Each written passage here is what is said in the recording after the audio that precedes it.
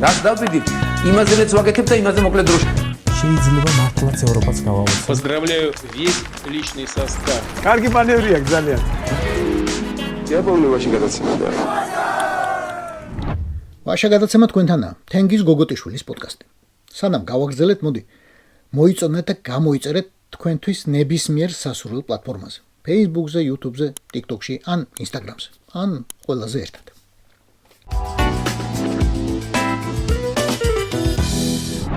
ვის შეუძლია მოხსნას იმედის რეკორდი? მხოლოდ იმედსავე. ბოლო რეკორდი კი აი ეს ამბავია. საინფორმაციო სააგენტო Prime Times წყარო უყვება, რომ სახიფათო ტვირთის საქართველოში შემოტანის უკან უკრაინის სპეცსამსახურებთან ერთად ნაცმოძრაობის ყოფილი ოდიოზური მაღალჩინოსანი ბაჩო ახალაია დგას და მას დახმარებას უკრაინის მაღალჩინოსანი გია ლორთქიფანიძე უწევს. სააგენტოს ცნობით წყარომ ნაცმოძრაობიდან ინფორმაცია იმის შესახებაც მიაწოდა, როგორ გეგმავს ახალაია პარლამენტის შტურმს შეხვედრებზე, რომელიც ახალაიას ცოლის სახელზე გაფორმებულ ბინაში იმართება. იმედი და Prime Time აქამდე სუსის გამხმოვანებლები იყვნენ მხოლოდ. სქემა ასეთი იყო. იქ ჩასძახებდნენ, ესენი აქედან ამოძახებდნენ. მაგრამ ახლა ახალი კაცი მოვიდა სუსის უფროსად. ახალი მოზგი, ლეიტენანტი მდინარაძე. ახალი იდეები და ფორმატები მოიტანა. ახლა ეს ვითომ მედია სუსის ინფორმატორი შეიქმნა. ამბავ ვითომ ამად გახეთქეს და სუსი იძულებულია რომ გამოძიება დაიწყოს. სახელმწიფო უსაფრთხოების სამსახურს ბაჩანა ახალაია არ უხსენებია, თუმცა ბოლო საათებში მის გარშემო განვითარებული მოვლენები საინტერესოა ჩვენთვის და შესწავლის საგანს წარმოადგენს. ლეიტენანტმა მდინარაძემ გამოძიება დაიწყო იმაზე, რას აპირებდნენ ერთად ბაჩო ახალაია და გია ლორთქიფანიძე, რომლებსაც ჯერ კიდევ საქართველოში არ ეხატებოდათ გულზე ერთმანეთ და ეგ ამ ქვეყანაში იმ 9 წელში ყველა მიცოდა და იცის. და არის ის მხოლოდ ამ ბედოულათმა სუსმა და კიმბერლი ლოუმ, რომელიც ასევე ჩააბეს პროპაგანდაში. შენი ჭირმე რაღაც მოუბოდე და მოდი ინგლისურად გვითარგმნე თუ ხალი ხარო. თარგმნა იმანაც. ახლა ალბათ ამასაც ათარგმნებენ, როგორ მოიპოვა ახალაიამ პარლამენტის საპროტესტო ნახაზები, რომელთა საფუძველზეც შემდეგ მაკეტი დაამზადა. თუ გამოთალა არ ვიცი. გამოძიების საფუძველი იქნება დებულება, რომ პარლამენტის შენობა სტრატეგიული ობიექტია და მისი გეგმა ამიტომ არავის შეიძლება ჰქონდეს. კარგი, ცადოთ. არც ჰაკერი ვარ, არც ჩეთმუთა ჯგუფის წევრი, მარტო ვმუშაობ. და ზუსტად წუთნახევარი დამჭირდა რომ პარლამენტის გეგმა მეპოვნა. ინტერნეტში, ყოველგვარ არქივში ქეკვის, ბიბლიოთეკებში სპეცლიტერატურის გამოწერის გარეშე. წუთნახევარი. აი ამ ლინკზე. სხვა ლინკებზეც ალბათ რაღაც სხვა არის. ალბათ კი არა, დარწმუნებული ვარ იქნება. და რომც არ იყოს, თქვენ პარლამენტის შენობა მართლა უცნობი ობიექტი გონიათ? გონიათ რომ პირველები ხართ მაგ შენობაში, ან უკანასკნელები. სხვას არავის უმუშავია, არავის გაუვლია შიგნით. საერთოდ იცით, რამდენი წლისაა ეგ შენობა. უკანა და გვერდითა ფლიგელები 30-იან წლებში აშენებული. წინა ფლიგელი კი 1950-იანების დასაწყისში. აბა მამუ, გადათვალე ხა თითებზე, რამდენი წელი გავიდა? 70-ზე მეტი. რამდენი რეჟიმი და ხელისუფლება შეიცვალა? და თუნდაც ზეპირად, ამ ხალხიდან ვერავინ დახაზავს შენობის გეგმას. უხეშად. სქემას სადა პარლამენტის თავმჯდომარის კაბინეტისა და მოადგილეების კაბინეტებისა და სხდომათა დარბაზი, სადა შესასვლელი იმ ძველ სასადილოში ზვიადის ბუნკერს რომ უწოდებენ. სადა გვირაბები სახელმწიფო დაცვის სპეცსამსახურის ეზოსკენ. მართლა გონიათ რომ არავინ არაფერი იცის ეგენი? და კიდევ ერთი შემთხვევა, როცა მინდა ვიკითხო. მამუ, ბარშაია სავეცკა ენციკლოპედია თუ გაქვს. Google-ს არ გეკითხები, აქ რთულია, კაი. ხელოვნურ ინტელექტზე საერთოდ არ მაქვს ლაპარაკი. აი, დიდი ტომეულები თუ გაქვს. რომ გადაშალე და წაიკითხე, რას ნიშნავს 2 კილოგრამი ჰექსოგენი. სიძლიერით ტროტილს თუ შევადარებთ, რითაც ყველაფერი იზომება, დაახლოებით 1.5-ზე უნდა გაამრავლო.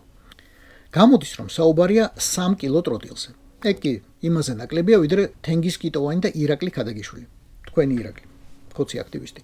აი, ეგენი რომ ესროდნენ ჰაუბიცებით მაგ შენობას ასე 34 წლის წინ. ეგ ყველაფერი წერია იმ წიგნებში, მამუ. საბჭოთა ჰაუბიცის ერთ ჭურში 3 კილოგრამი და 800 გრამი ტროტილია. და ახლა კითხე შენს მაგაცებს, რამდენი ასეთი ჭურვი ესროლეს ორკვირიანი ბრძოლებისას? ბევრი. ძალიან. ჰაუბიცებს მიამატა ტანკები, ეგენიც ხო ისროდნენ.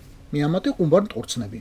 მიამატა 100 კილოგრამი ასაფეთქებელი, რომელიც 23 თუ 24 დეკემბერს ვერტფრენიდან ჩააგდეს ეს შენობას. არ ვიცი რა ნივთიერება იყო, ქადაგიშვილს ეცვენება, შარმანაშვილსაც, გია კობახიძესაც და კიდევ ბევრს შენს გარშემო.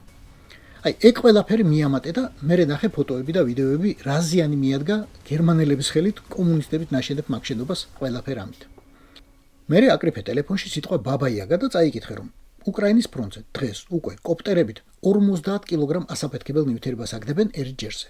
ფრთიანი დრონებით ან მცურავი დრონებით რაებს და რამდენს და რა მანძილზე აღარ ღირს ლაპარაკად. და მე დადექით ბრიფინგზე შენ ან შენი მოადგილეები და მოყევით აბდლობები, რომ 2 კილო ჰექსოგენი ვიღაცებმა ნახევარ მსოფლიოში ათრიეს უკრაინიდან. იმიტომ რომ თბილისში პარლამენტის თუ მთელი ქოცობის თუ მთელი რუსეთის აფეთქებას გეგმავდნენ.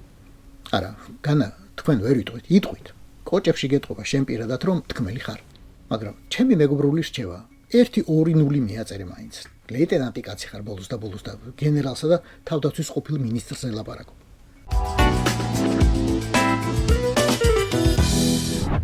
ნახეთ კობახიძე ბიკენტია საკაბაბეში. ხალხოსანი ეგა. თავისი ამალით. ბიკენტია გვიშიანი სული ხარობს იმ ქვეყნად, ძლივს ჰასტუხიანი კლიენტი შემოვიდაო. ზუსტად იყო დღეც არჩეული. იმისთვის რომ მისი წინამორბედის ასტრონომიული კორუფციის ამბავი გაესაჯაროებინათ. ერთი ამბავი თორე ასეთი რამდენი იქნება. კობახიძე ქუთაისიდან თბილისში არ იყო ჩამოსული. კაბაბი კი პირიდან ჯერ იქ არ იყო ჩასული, როცა პროკურატურამ პირი დააღებინა ყველას. დაავაკავეთ სავალუტო ჯიხურის მფლობელი კაცი, ვისაც 2022-2024 წლებში საქართველოს შემოუტანია 624 მილიონი დოლარი და 35 მილიონი ევრო. არარეგისტრირებულად. ჩვენ ღარიბები ასეთი თანხით ვერ ვაზროვნებთ. ამიტომ წავედი და ვკითხე ხელოვნურ ინტელექტს. მიპასუხა, ამდენ დოლარს მთელი კონტეინერი სჭირდებაო. ევროები კი იმავე კონტეინერში თურმე აღარ ეტევა. ცალკე პატარა კონტეინერი უნდა ან ერთი რაღაც სატვირთო. 1 მილიონი დოლარის წონა 100 დოლარიანი კუპიურებით 10 კილოა. ანუ გამოდის რომ ვიღაცას შემოუტანია 6240 კილო დოლარი. დასეთ 400 ან კიდე მეტი კილო ევრო. შევამოწმე, ევრო უფრო მძიმეა. ანუ თითქმის 7 ტონა ფული. ბორინგა, რადნოი. თუმცა მე თქვენ ახლა ფულის სიმძიმეს რას გასწავლით? ან ფულის შემოტანა გატანას ან გათეთრებას. აი, ჩვენ კი ვისაც მილიონი არასდროს გვინახავს, მაინც გრჩება ჩვენი ღარიბული კითხვები. 2025 წლის სექტემბერში რომ კაცი დააკავეთ, ფულს 2022-2024 წლებში ეზიდებოდაო. აი, რა გამოდის? იმას წელს უკვე აღარაფერი შემოუტანია, გამოსწორდა? თუ კანალი გადაეკეტა თქვენ სენაზე? რატომღაც მგონია რომ ამ ვერსიას მიაწვევით და ამ კანალიდან ნელ-ნელა ამოაყვინთინებს ისეთ სახელებს ჩვენთვის რომ ისედაც მუდმივად კორუფციასთან იყვნენ ასოცირებულები. ოღონდ თქვენ რა თქმა უნდა მკერდით ეფარებოდით სულ, ეგ როგორ გვაკადრეთ ჩვენ. წირო დაუდო ფული ხელს არ მოგედებს არც ერთი. აი ეს არის ჩვენი ღირებულება. კობახიძისა და ზოგადად ქოცის ღირებულება გამოჩნდა 624 და 35 მილიონი. კიდევ რამდენი ასეთი ამოყვინთავს მხოლოდ თქვენიცით. სამაგიეროდ ჩვენ ღარიბებმა ის ვიცით რომ ეს ფული აღმოჩნდება თქვენს მიერ ადრე მოძულებული ფავორიტები შემოტანილი, რომ გუნჩი ჯერ კიდევ შერჩენილებს ახლა ლაქა არ წაესხოს.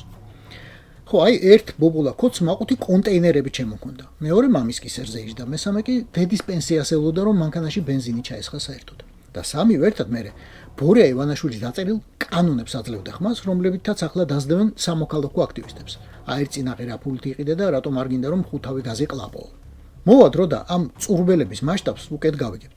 ახლა კი ამ ერთი ბრიფინგის შემდეგაც უამრავი კითხვა გვიჩნდება. მაგალითად, რამდენად სწრაფად გვიპასუხებთ ამ ფული დაფრინავდნენ თუ არა ჩარტერებით პირველ კურსელები ამერიკაში, ღარიბულად. ეს ფული ყიდულობდა თუ არა სახლებსა და ვილებს, ქარხნებსა და წილებს, ღარიბულად. ამ ფულით აჩუქეთ თუ არა ჩეჩენ კადიროვოს სპორტსმენ ჩიმაევს ფერარი და მიიღეთ თუ არა ამისთვის ზონდერებით დახმარების დაპირება უპატიოსნესი და სრულიად არაკორუმპირებული კალაძის ოპონენტების დასარბევად. ვიკითხე რა, მხოლოდ ვიკითხე. და ამ ფულს გულისხმობდა თუ არა თქვენი ამჟამინდელი დაუარცხნელი ფავორიტი, როცა ამტკიცებდა რომ წარმოუდგენლად გაიზარდა ქართული ეკონომიკა. თქვენ თუ დოლარებსა და ევროებს კონტეინერებით ეზიდებით და ერთი ჯიხურით, ერთით 1.8 მილიარდ ლარს ათეთრებთ, ნორვეგია და კუვეიტი აქამდე რატომ არ მოვიდოვეთ უკან? კიდევ ბევრი ღარიბული კითხვა გვაქვს და ნელ-ნელა დავსვამთ. მაგალითად, ფული საერთოდ საიდან მოვიდა? გავიგეთ რომ სახმელეთო ტრანსპორტით შემოდიოდა, მაგრამ რისთვის? რის საფასური იყო? რა გადიოდა სამაგიეროდ? საქონელი? მომსახურება? შეიძლება რომ ეს ყველაფერი რუსულ სანქციებთან, უბრალოდ ამ სანქციების გვერდის ავლასთან დავაკავშიროთ? ესეც მხოლოდ ვიკითხე, ბატონო ბორის, მხოლოდ ვიკითხე. სხვა ღარიბული კითხვა. რამდენად რეგულარული იყო რეისები? 624 მილიონი დოლარი 3 წელიწადში, პლუს 35 მილიონი ევრო, ნიშნავს რომ ყოველ სამუშაო დღეს ვიღაც თითო მილიონს ეზიდებოდა. შაბათ-კვირას კი პატიოსნად ისვენებდა. სად? ვინ თქვა დედოფლის წყაროშია?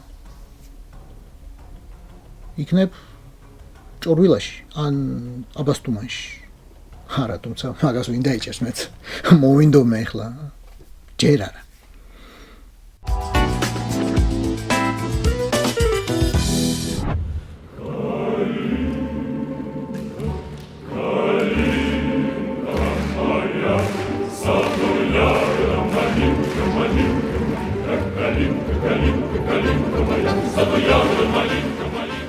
სიმღერა ალბათ იცანით, კალინკა. იმ უხსენებლების საყვარელი ცეკვა და სიმღერა, რომელსაც ყველაზე კარგად ალექსანდროვის ანსამბლი ასრულებს. რუსეთის არმიის აკადემიური ანსამბლი პესნიე პლასკი. ახლა კი გაჩვენებთ ერთ მოკლე ვიდეოს და მერე ჩვენ სატკივარზე ვილაპარაკოთ. ოღონდ აქაც ხმა აუწიეთ აუცილებლად და მოусმინეთ.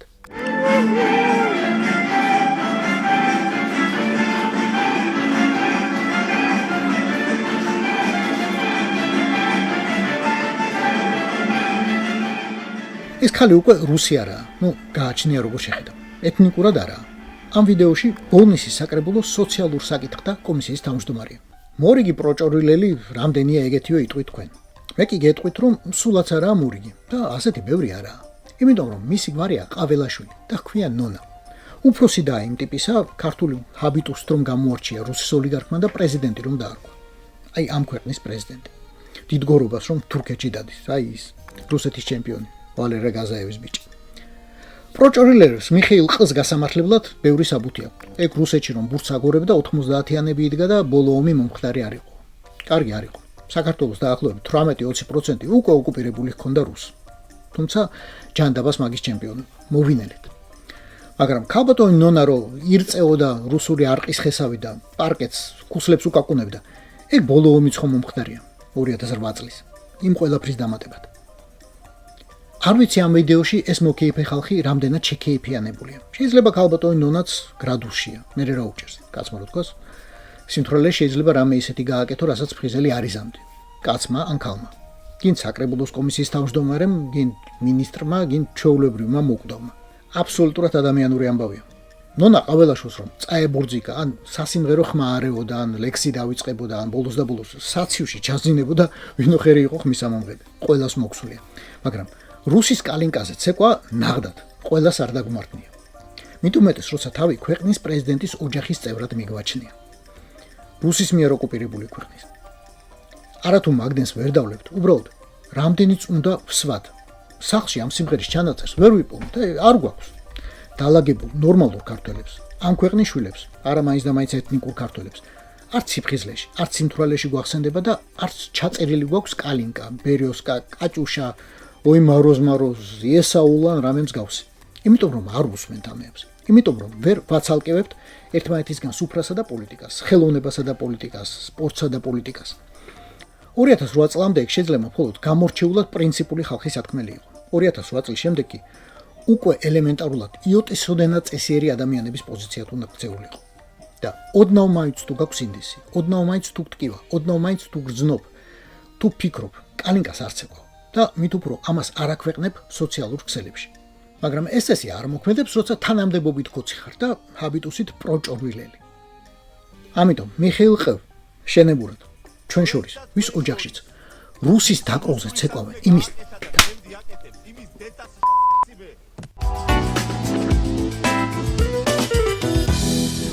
შეხედვარ და ველოდებით როდის ჩახსნის ბორის ივანაშვილი საქართველოს დასავლეთისგან და ვიძახით რომ ეს დასავლეთი საერთოდ არაფერში გვჭირდება. ეროვნული ბანკის მონაცემებით კი თურმე გვჭირდება. თან როგორ?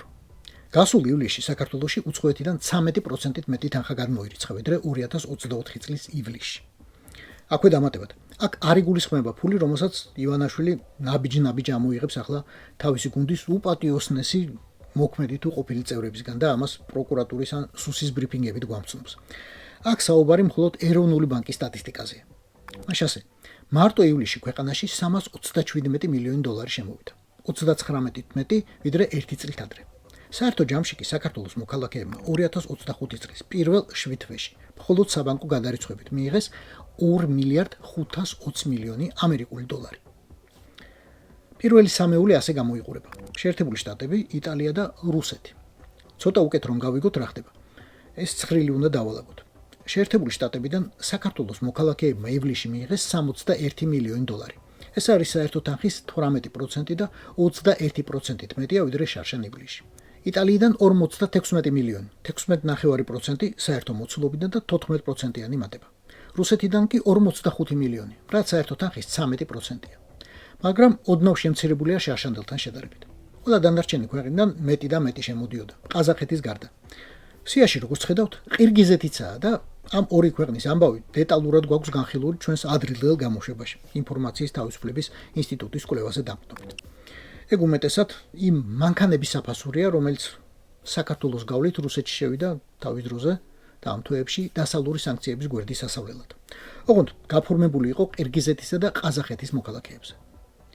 დღეს ყველაზე საინტერესო ევროკავშირის მონაცემებია, რომელში შესვლის პრივილეგიასაც ბორია ივანაშვილი დიდი ალბათობით დაგვაკარგინებს. ევროპიდან მხოლოდ ივლისში საქართველოში გამოგზავნეს თითქმის 150 მილიონი დოლარი, რაც საერთო თანხის 44%-ზე მეტია და 16.4%-ით არის გაზრდილი შარშანდელ ივლისთან შედარებით. ახლა ამ განტოლებაში, სადაც ევროპა ამერიკიდან სულ მატებაა, შეიტანეთ გამოკლება, რომლის მიღწევასაც რუსი ივანაშვილი ძალიან ცდილობს და მერე თვალეთ მოიმატებს ეს თანხა თქვენს ჯიბეში, თქვენს საფულეში, თქვენს ბარათზე, თქვენს საბანკო ანგარიშზე, თქვენს სუფრაზე ბოლოს და ბოლოს თუ დაიკლებს. დასკვნა წესით რთული არ უნდა იყოს. ამიტომ, როცა ევროპისა და ამერიკის შეწევნით ჭამთ, ნუ ღარ მისცემთ საშუალებას ბორიას პუტინისა და დედიმისისა გაჭამოთ. ეს არის ვაშე გადაცემა თენგიზ გოგოტიშვილთან. გვიყურეთ, მოგვიწონეთ და გამოიწერეთ ყველა პლატფორმაზე: YouTube-ზე, Facebook-ზე, Instagram-სა და TikTok-ზე. რაც დავდივით, იმაზეც ვაკეთებ და იმაზე მოკლედ დროშა.